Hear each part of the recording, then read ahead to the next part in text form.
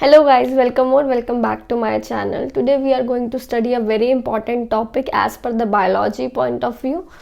So we are going to study about cell. एक example की help से समझते हैं कि अगर आपको कोई बिल्डिंग बनानी है, ठीक है, तो सबसे पहले आपको क्या चाहिए होगी? सबसे स्मॉल यूनिट, सबसे बेसिक चीज़ आपको क्या चाहिए होगी अगर आपको एक बिल्डिंग बनानी है? तो आई गेस आपको एक ब्रिक चाहिए होगी, ठीक है। पहुंचना कहाँ तक है? हमने बिल्डिंग तक, हमने पूरी बिल्डिंग बनानी है। तो जब आप ब्रिक्स को ज्वाइन करोगे, एक तरीके की ब्रिक्स को, ठीक है, जिनका साइज शेप वगैरह सेम है, तो उससे आप क्या बना दोगे? आप बना दोगे एक वॉल। जब आप वॉल को ज्वाइन कर लोगे तो आप क्या बना दोगे? आप बना दोगे एक रूम। जब आप रूम्स को ज्वाइन कर दोगे तो क्या बना दोगे? आप बना दोगे एक फ्लोर। जब आप फ्लोर्स को ज्वाइन कर लोगे, you will join multiple floors, तो आपको क्या मिल जाएगी? बिल्डिंग, ठीक है। तो जैसे ये आप एक कॉम्प्लेक्स चीज़ आपने बनाई, बट आपने एक फंडामेंटल चीज़ से बनाई, एक बेसिक चीज़ से बनाई, वैसे ही अगर आपको स्टडी करना है कि एक ऑर्गेनिज्म कैसे बना हुआ है, वो ऑर्गेनिज्म कोई भी हो, ठीक है, चाहे वो एक ह्यूमन बीइंग है, चाहे वो एक प्लांट है, चाहे वो एक एनिमल है, ठीक है, कोई भी अगर आपको एक ऑर्गेनिज्म बनाना है तो उस ऑर्गेनिज्म की क्या ऑर्गेनाइजेशन है वो समझते हैं। सबसे बेसिक चीज़ जो है, जो बॉडी के अंदर, अगर हम ह्यूमंस की बात करें, ठीक है, सबसे स्मॉलेस्ट यूनिट, सबसे फंडामेंटल यूनिट, सबसे बेसिक यूनिट, चाहे आप स्ट्रक्चर वाइज देख लो, चाहे आप फंक्शनल वाइज देख लो, ठीक है, सबसे स्मॉल यूनिट है सेल, माइक्रोस्कोपिक यूनिट। ये आपको नेक्ड आई से भी नहीं दिखेगी। You require a microscope if you want to observe the structure of cell, ठीक है। अगर आप एक तरीके की सेल्स को ज्वाइन कर लोगे जो स्ट्रक्चर वाइज भी सेम है, ठीक है, ये कंडीशन है, वो सेल स्ट्रक्चर वाइज सेम होनी चाहिए और फंक्शन वाइज भी सेम होनी चाहिए। जब आप इन तरीके की सिमिलर सेल्स का एक ग्रुप ले लोगे, ठीक है, इनको एक ग्रुप फॉर्मेशन कर दोगे, सेल्स को ज्वाइन कराओगे, तब बनेगा एक टिश्यू, ठीक है। अब जब आप टिश्यूज को ज्वाइन कर दोगे तब बनेगा एक organ. When you will join a group of organs, जब आप ऑर्गन्स को ज्वाइन कर दोगे, then there will be a formation of organ system.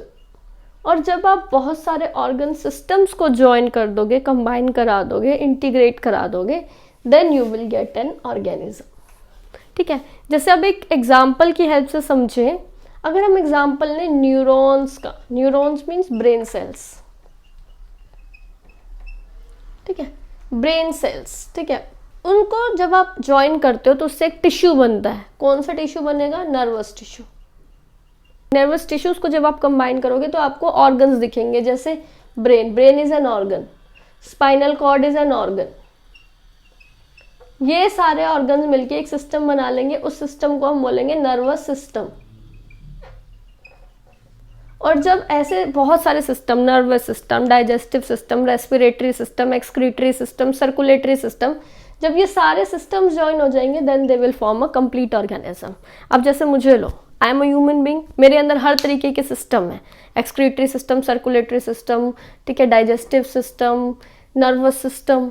ये सारे सिस्टम्स किससे बने हुए हैं? ऑर्गन से। जैसे अगर आप बात करोगे डाइजेस्टिव सिस्टम की, तो उसमें आपके स्टमक, इंटेस्टाइन, पूरी एलिमेंट्री कैनाल है। स्टमक हो गया, इंटेस्टाइन हो गया, माउथ हो गया, ठीक है, पेनक्रियाज हो गया, लिवर हो गया, ये सारे डाइजेस्टिव सिस्टम के पार्ट हैं। तो इनको हम पर्टिकुलर ऑर्गन की तरह रेफर करते हैं।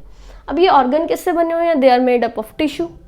जैसे अगर आप मानते हो स्किन एक ऑर्गन है, बट ये किससे बना हुआ है? टिश्यू से बना हुआ है, जिसको हम बोलते हैं एपिडर्मल टिश्यू। बहुत सारे टाइप के टिश्यू होते हैं, ठीक है। और वो टिश्यू किससे बना हुआ है? जैसे एपिडर्मिस अगर आप बोलोगे, एपिडर्मल टिश्यू, वो किससे बना हुआ है? That is made up of cells, जिसको हम एपिडर्मल सेल्स बोलते हैं, ठीक है। तो जब आप किसी चीज़ की ऑर्गेनाइजेशन पढ़ते हो ना, तो आप बिल्कुल बेसिक पॉइंट से स्टार्ट करो, बेसिक से कॉम्प्लेक्स की तरफ जाएंगे।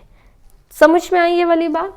बिल्कुल फंडामेंटल यूनिट से स्टार्ट करो। अगर आपको कोई कॉम्पिटिटिव एग्जाम क्रैक करना है मान लो, तो अब ये तो नहीं है कि आप सीधा एडवांस कॉन्सेप्ट पे आप जंप मार जाओगे और आपको सब कुछ समझ में आ जाएगा। स्टार्ट तो हर चीज़ बेसिक से ही होती है ना। अगर आपको मान लो आइल्स क्लियर करना है, तो ये, और आपको वर्ड्स की नॉलेज नहीं है, तो आप कैसे क्लियर करोगे? एक छोटा बच्चा प्राइमरी से सेकेंडरी, सेकेंडरी से सीनियर सेकेंडरी लेवल के अंदर जाता है, राइट। पहले हम अल्फ़ाबेट सीखते हैं, फिर उसके बाद हम उससे वर्ड्स फॉर्म करते हैं, फिर उसके बाद हम उनसे सेंटेंसेस बनाते हैं, फिर हम पैराग्राफ बनाते हैं, फिर हम बुक लिखते हैं। तो उसी तरीके से जब आप किसी भी ऑर्गेनिज्म का जब ऑर्गेनाइजेशन पढ़ते हो तो आपने फंडामेंटल लेवल से स्टार्ट करना है। कोई अगर आपसे पूछ ले which is the or name the structural, the basic structural और functional unit of the body, the answer would be cell. ठीक है, अब समझो ये जो हमने सेल, जो हमारी बॉडी की सबसे बेसिक यूनिट है, सबसे इंपॉर्टेंट यूनिट है, ठीक है, इसकी डिस्कवरी कैसे हुई थी। देयर वॉज एन एक्सपर्ट जिनका नाम था Robert Hooke. He was very curious कि बॉडी के अंदर ये जो सबसे फंडामेंटल यूनिट कहाँ से आई, कहाँ से चीज़ें स्टार्ट हुई। तो उन्होंने क्या करा, एक कॉक सेल ली, जो आपने देखा होगा ना, जो ट्री है, ये जो ट्री की जो ये बार्क होती है, ठीक है, छाल होती है जिससे पेपर भी बनता है, इसको चाहे आप कॉर्क बोल लो, बार्क बोल लो। उन्होंने क्या किया, उन्होंने कॉर्क ली, ठीक है, कॉर्क का एक पीस लिया और उसको बहुत थिन पीस को, थिन स्लाइस को उन्होंने एक प्रिमिटिव माइक्रोस्कोप के अंदर स्टडी किया। अब जब उन्होंने उसको माइक्रोस्कोप के अंदर देखा तो उनको ऐसे छोटे छोटे रूम्स दिखे, ठीक है। उनको जब ये रूम्स दिखे तो उन्होंने इस रूम्स का नाम क्या बोला, सेल्यूला। और उनकी लैंग्वेज में, क्योंकि रूम को बोलते थे सेल्यूला, उनकी लैंग्वेज में, अब जो इंसान स्टडी कर रहा है वो तो अपनी लैंग्वेज में टर्म देगा ना, उन्होंने उसको नाम दिया, लिटिल लिटिल रूम्स दिखे उनको, ऐसे छोटे छोटे ब्लॉक्स दिखे, room room room room room, इस तरीके से उनको माइक्रोस्कोप में स्ट्रक्चर दिखा, तो उन्होंने उसका नाम दे दिया सेल्यूला। और उस चीज़ से बेसिक फंडामेंटल यूनिट का नाम पड़ा सेल। अब कॉर्क की जो सेल्स होती हैं, दे आर डेड सेल्स। अब आपने इसको डेड क्यों बोला, मैं अभी आपको डिफरेंस भी बताऊंगी कि एक डेड सेल और एक लिविंग सेल में क्या फ़र्क होता है। अगर एक सेल है, मान लो ये एक सेल है, ये एक सेल है, अगर इस सेल में साइटोप्लाज्म और न्यूक्लियस है, इससे पहले आपको सेल का स्ट्रक्चर समझना पड़ेगा। मान लो ये एक सेल है, सेल के अंदर एक और बॉडी होती है छोटी सी, जिसको हम बोलते हैं न्यूक्लियस। मान लो कि ये सेल का ब्रेन है, जैसे आपकी पूरी बॉडी के अंदर बॉडी को क्या ऑर्डर करना है, क्या कराना है बॉडी से, बॉडी का जो कंट्रोल सेंटर होता है वो ब्रेन होता है, वैसे ही सेल का जो कंट्रोल सेंटर है वो न्यूक्लियस है, ठीक है। और इस न्यूक्लियस के आइट साइड में एक लिक्विड होता है, फ्लूइड होता है, जिसको हम बोलते हैं साइटोप्लाज्म। न्यूक्लियस के अंदर भी एक लिक्विड होता है जिसको हम बोलते हैं न्यूक्लियोप्लाज्म, ठीक है। अगर किसी चीज में साइटोप्लाज्म और न्यूक्लियस है, अगर किसी भी सेल में साइटोप्लाज्म और न्यूक्लियस है, इसका मतलब वो सेल लिविंग है, ठीक है। और अगर उसमें न्यूक्लियस और साइटोप्लाज्म नहीं है, इसका मतलब वो नॉन लिविंग है। तो अब आप खुद गेस कर सकते हो, जो कॉक सेल था उसमें ना तो न्यूक्लियस था ना साइटोप्लाज्म था, तो उन्होंने, रॉबर्ट हुक ने डिस्कवरी की थी एक डेड सेल की। ये चीज़ आपको पता होनी चाहिए। अगर आपसे कोई पूछता है दैट हु डिस्कवर्ड सेल या who discovered the dead cell, तो आपका आंसर क्या होगा, आपका आंसर होगा रॉबर्ट हुक, ठीक है। डेड सेल और लिविंग सेल में फर्क समझो, डेड सेल और लिविंग सेल। लिविंग सेल में न्यूक्लियस भी है, साइटोप्लाज्म भी है। डेड सेल में न्यूक्लियस नहीं है, साइटोप्लाज्म नहीं है। तो जब उन्होंने कॉर्क की सेल ली थी तो उसके अंदर उनको ये दोनों टाइप के स्ट्रक्चर नहीं दिखे, इसका मतलब कॉर्क की सेल जो है that is a dead cell. अगर उनको न्यूक्लियस और साइटोप्लाज्म दिखते हैं, it means that is a living cell. अब जो कॉर्क सेल थी वो डेड सेल की कैटेगरी में आई, जिसकी डिस्कवरी की रॉबर्ट हुक ने। उसके बाद धीरे धीरे और डिस्कवरी हुई, ठीक है। उसके बाद जब डिस्कवरी हुई लिविंग सेल की, लिविंग सेल की डिस्कवरी करने वाले थे एंटोन वॉन ल्यूवेनहॉक, ठीक है। तो दोनों चीज़ों का आपको नाम भी पता होना चाहिए कि किसने लिविंग सेल की डिस्कवरी की, किसने डेड सेल की डिस्कवरी की। डेड सेल की डिस्कवरी किसने की थी, पहले डिस्कवरी किसकी हुई थी, डेड सेल की, जो कि की थी रॉबर्ट हुक ने। उसके बाद डिस्कवरी हुई लिविंग सेल की, जो कि डिस्कवरी की थी एंटोन वॉन ल्यूवेनहॉक ने, ठीक है। उसके बाद कुछ और डिस्कवरीज आपको पता होनी चाहिए। ठीक है, you should know about more discoveries. कुछ और भी इंपॉर्टेंट डिस्कवरीज थी, जैसे कि डिस्कवरी ऑफ न्यूक्लियस।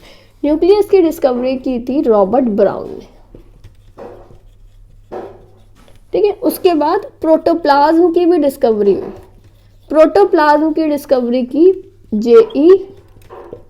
परकिंजी ने। ठीक है, दोबारा रिपीट कर रहे हैं, डेड सेल की डिस्कवरी किसने की थी? रॉबर्ट हुक ने। लिविंग सेल की डिस्कवरी किसने की थी? ल्यूवेनहॉक ने। AV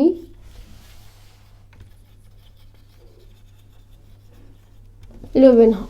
ठीक है, अब कोई अगर आपसे पूछे what do you mean by protoplasm, protoplasm का मतलब है when you are collectively referring nucleus and cytoplasm.